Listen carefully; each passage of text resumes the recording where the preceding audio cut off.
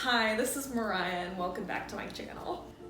Today I wanted to talk about tracking your mood in your bullet journal, specifically those with personality and mood disorders, like those with borderline personality disorder. I found that tracking my moods in my journal really helps me to conceptualize and understand them better. Borderline personality disorder is characterized by instability in mood, behavior, and relationships.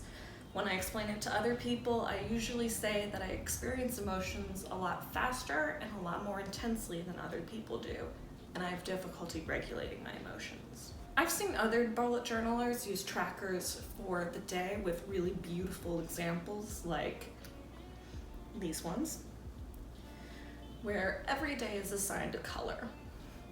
However, for someone like me who experiences moods within the day, that can be extreme shifts, it's hard to characterize what kind of day it is. If I was really happy in the morning but then flipped out in the evening, is it a good day or a bad day? It's hard to be sure. And I think that that can be really limiting for someone who has a disorder like I do. So I track my moods throughout the day with a consistent color code. For instance, blue equals depressed mood, red equals a cranky or aggressive mood, pink equals happy because pink is my favorite color. Into the trackers. I love you so much. I do. I love you. I love my compact format and my consistent color code because it helps me to be able to determine what kind of month I'm having automatically just from a glance. On the screen, you'll see me sketching out my monthly mood tracker. I start at the bottom of the page to make a box that is 30 dots tall, or however many days are in that month. On the farthest left side of the page, I number the days with their corresponding letters for the days of the week. Each day is aligned with 5 horizontal boxes where I fill in the colors for the mood. The rest of the page is left blank for short form notes. For clarity's sake, I also mark off the Sundays with horizontal lines and I color in the box in black, while marking the number with my white jelly roll pen. That way, I can see the Sundays at a glance much more easily. I started the tracker at the bottom of the page because the bubbles that label each of the moods will be at the top. You'll write a bubble for each mood that you want to track and write the mood below it, and then fill in the bubble with the corresponding highlighter. Now, back to why I think these trackers are important, just for a sec. Tracking my moods also helps me to understand them a little better. I can see which moods are situational, like being angry because of a fight with a friend, or being angry for no reason. I use these trackers in conjunction with therapy too. It's a lot easier to go into a doctor and remember what you've been going through if you've tracked it. If I'm in a really good mood at the therapist, I might forget how the fluctuations had been over the past weeks and neglect to mention something that's really important to treatment. Sometimes the past weeks can feel like a fog and you'll forget the trends too. So pulling out my tracker helps me pinpoint the issues and make my appointments as efficient as possible. On the screen, you'll see me sketching out a horizontal box where I fill in notes specifically that I want to mention to my doctor in the next appointment, just for quick glancing. For instance, has my sleep been disrupted? Has my appetite changed? These are both things that I might want to bring up to my doctor just in case it is a result of the medication, or whether it might be just something that I'm experiencing as part of being a human being.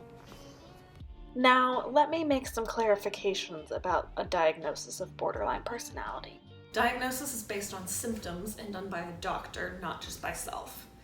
I had a feeling that this was going to be my diagnosis before I started seeing my new psychiatrist just because of the lability of my moods, but feeling doesn't equate a doctor's real diagnosis. In order to meet the criteria, you have to have 5 out of 9 tendencies on a checklist for borderline personality disorder. Diagnosis can be really important in finding the correct treatment path for your life. I'm still the same person I was when I thought I just had depression, but now I have the tools and the knowledge to deal with my actual disorder better. Also, like I mentioned before, I do have a space next to each day for a short blurb about how the mood was overall, if I can distill it. And then the next 3 pages are for longer form notes that I fill throughout the day. In case you wanted to see it again, this is what the tracker looks like when it's empty.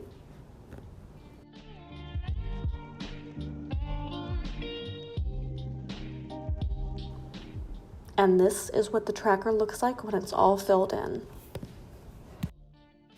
Now, I use the following colors to track my moods, but you can use whatever you like.